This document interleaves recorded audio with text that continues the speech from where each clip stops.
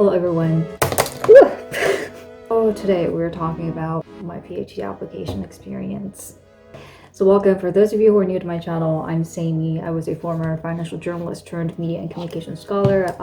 Until months ago, I worked as a content executive at a UK edtech company, and now I'm doing lots of different projects. I have launched my own online class, 프리미엄 news study, as well as working on a new writing project before I start something new. So this video is basically about my PhD application journey, which was dreadfully awful. And today is dealing with only the first part of the PhD journey, the application. Now, applying for PhD is not something that I've seriously considered until about when I got into the Lent term of my master's at the London School of Economics. When I was younger, I always wanted to become a concert pianist. By the way, I'm really sorry about I can't open my mouth entirely because I've got a cut right here. One morning I woke up and then it just split. So sorry about that. I've got a little ointment right here and I can't talk very well. So going back to the story, basically I wanted to become a piano version of violinist Sarah Chang, who was my all-time idol when I was young. And of course, I never knew that I would end up becoming a news anchor, nor even pursuing my master's or PhD in my later life, because the ultimate dream was to become a pianist. But of course, the course of my college years was a very adventurous one and a frustrating one, I should say, where I went through identity crisis, where I tried to really find that one thing that would define me. And I also wanted to create a future that where I would be able to not only serve the community that I am part of, but also make my own identity be the most fulfilling and truest expression of myself. So fast forward, after working as a very successful financial journalist for about 10 years, I knew that I reached a glass ceiling and I've reached my full potential, and I've wanted to get back into a very internationally diverse, culturally vibrant environment where I could really engage myself in the world of thoughts. Of course, when I started my master's at the London School of Economics, in the first term, I literally thought that I would not survive. I thought I would fail and I thought I would make a fool of myself. But truly, it wasn't until the Lent term of 2021 when I seriously began to think about potentially further studying. Especially after working as a financial news anchor for about a decade, I had so much thirst in my heart that I wanted to learn. In the Lent term, I took classes like technology and justice, data and social order, and media and everyday life. And these classes really got me think about novel questions like, what is privacy? How do media technologies impact our everyday social lives? How is social order disrupted through these technologies, such as platforms, social media, any data-driven technologies? So throughout the whole Lent term, I was deeply immersed into these big, critical questions. And every day while I was writing my dissertation, I wanted my paper to become a really helpful source for Korean lawmakers to consider how the use of database technologies in schools without much detailed agenda of protecting the students may intensify the discrepancy between the rich and the poor and possibly perpetuating the status quo. All in all, my PhD application process timeline was like this. February Lent term started. 3 courses and 1 methods paper were written. Courses were all completed by May. I worked on dissertation from May to August, and late August, everything was done. I submitted my dissertation. Last week of August, I went to Scotland for a quick refreshing of my mind for 5 days. I came back to London. First week of September, I moved into a new home. As some of you who have been following me for a long time, you have already heard my housing crisis in London. So the second week of September, again, I moved out and I moved into a new place. And then I started working on my book, 네이티브는 쉽게 영어로 말한다, 경제뉴스 헤드라인편, and I worked on my job applications and job interviews. I worked on my PhD applications all together, which were insane. It was awful. I rarely got any sleep for that time frame.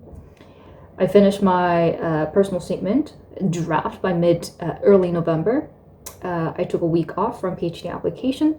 Then I worked on all my SOPs, all my PhD application materials, editing, revising, and submitted by December 1st and December 15th. So applications for PhD programs in North America are usually open around August 15th or early September at the latest. And usually the deadline is December 1st or December 15th or early January.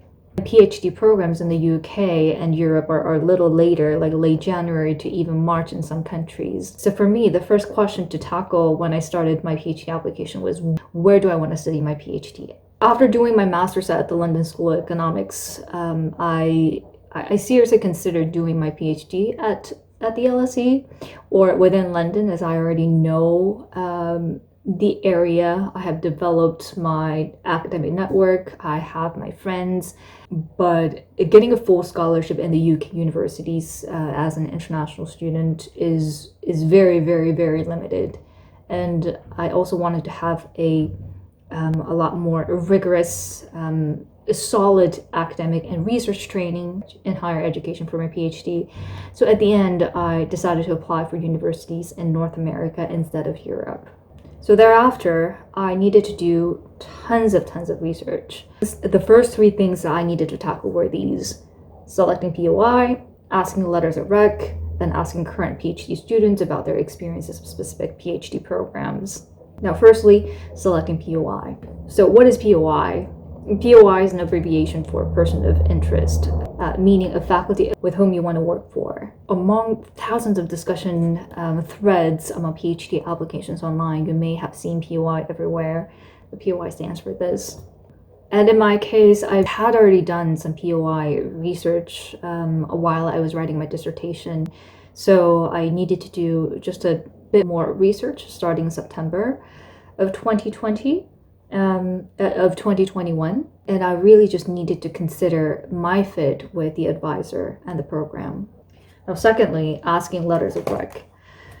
Now, my dissertation supervisor actually ended up grading 3 out of 5 papers that I submitted, including my dissertation in my Lent term. So it was pretty clear that I had to have her as one of my referees because she knows my work the best. Secondly, I asked another LSE lecturer to be my referee, as I excelled in his class and he gave me distinction on my papers. And the third person, I went back to my undergraduate advisor with whom I kept in touch for about 12 years after I graduated from my undergrad. Thirdly, I had to start connecting with some PhD students in those programs that I wanted to apply for. I tried to identify those who do education policy and data because my research proposal was on those topics.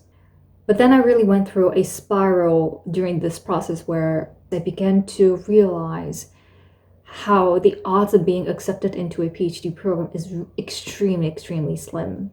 And there are so many variables involved when it comes to the admissions process. I discovered that the schools that I wanted to apply to, they usually receive like hundreds of applications, sometimes thousands, or just 3 to 5 spots, 7 spots at max. So that's extremely slim chance. So that thought of potentially, possibly, may or may not get into any of the programs that I applied to, I started panicking. That's what led me to work on my applications almost with no sleep. I was extremely tired, and also I was under extreme amount of time pressure, especially because I was also simultaneously working on my book writing as well as me trying to get a job so that I could have a roof over my head. And here are some footages that I never released until I wanted to make this video.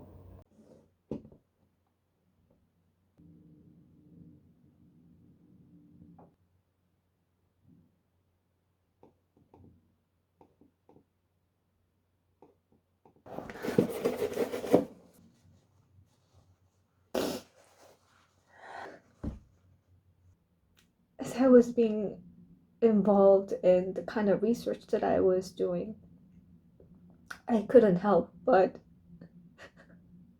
knowing that this is what I believed in, and I really, really am genuinely concerned about the way that the education is heading towards, not only just in the UK, but in the US, Korea, all over the places, with all the digital technologies that are invading in public domains.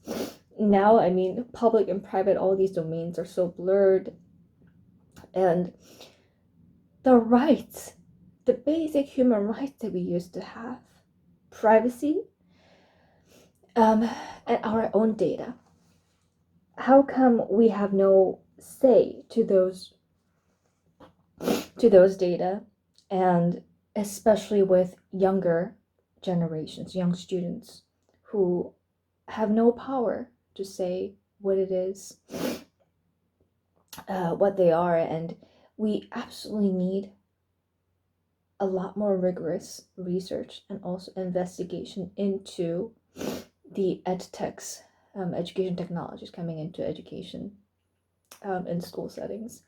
And so I wrote to my undergrad supervisor at Oberlin College in Ohio, and she wrote back to me with such a touching email that one day I will read this to you. One day, hopefully, sometime in April next year, just a few months away from now, when I know that which school that I will pursue my further degree in, then I'll get to read all of these journeys, all of these emails to you, so that why I'm making decisions and choices that I'm making right now. And hopefully those will bear fruits. I'm just so touched that God is good. And my professor said that too in her email. God is good, and I'm doing the good work. And that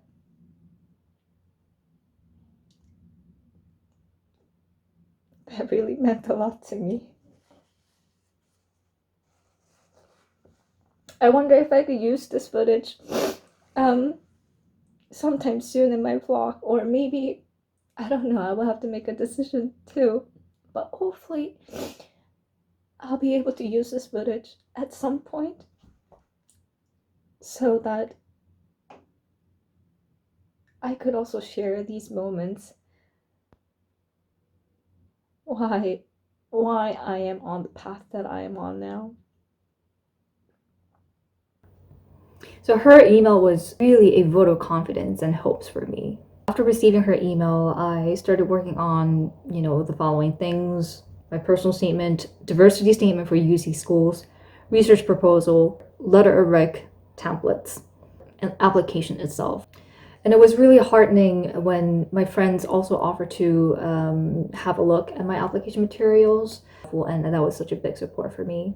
So all in all, looking back, here's some of my thoughts and reflections. Number one, when you want to apply for PhD programs, have as many backup plans as possible. Throughout the year of 2021 and up to the point where I applied for my PhD programs, I had so many unknown, unexpected variables that disrupted all my plans. For example, my job that was revoked by my employer in July of 2021, which led me to try to get another job, try to get a housing. I was extremely stressed, literally, to survive and have a roof over my head. Make sure you have enough time to apply for PhD programs. Now, PhD application process itself is extremely intense, and there will be moments where you you just feel like I wish I had never started this process. Or actually, one of my friends, she and I worked on PhD application together, and at the end she ended up not applying because one, she had another job offer, and two, she was just extremely stressed out. Like by the time she submitted her dissertation, she just did not want to care about more writing. So I think about that time frame, and also the most important thing is your mental health. You know, PhD application it can be mentally draining, physically draining. You know, I've dedicated my Saturdays, Sundays, mornings, and nights to get everything up to the finest level, finest standard, and most importantly, to get everything done on time. So having enough time is extremely important. And if you think that you won't make it this year, you have another chance the year after. You don't have to rush yourself. PhD is a big life commitment. You're committing half a decade into this extremely narrow niche journey for you to become an expert in one field. So basically that sums up my first phase of application process, prep to submitting my application. And I will make a series of videos that will help some of you who also consider PhD or higher education journey. Hopefully my videos will be helpful, and yeah, I'll come back with more videos later.